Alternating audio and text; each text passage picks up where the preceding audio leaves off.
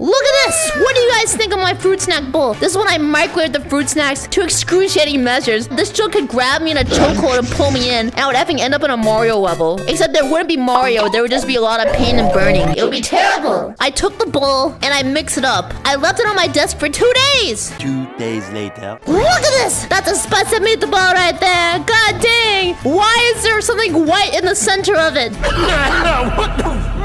Stop saying ew! Do I eat this? Why not? Here it is. I can't get the spoon out. Oh, frick. I broke the spoon. Give me my spoon! Oh, I got it. It's stuck to my hand now. What am I moderating? Zethus, I'm so sorry. It tastes like fruit snack. That's not bad. I think it tastes like food poisoning. That's right. I just ate an effing ecosystem. Man, it tastes like primordial life. They were about to reform as fruit snacks, and now they're not gonna do it ever again. I'm holding the bowl. Ow, frick, that hurts. Now watch this, snackers. I'm gonna effing flip this junk like a pizza. Oh, frick.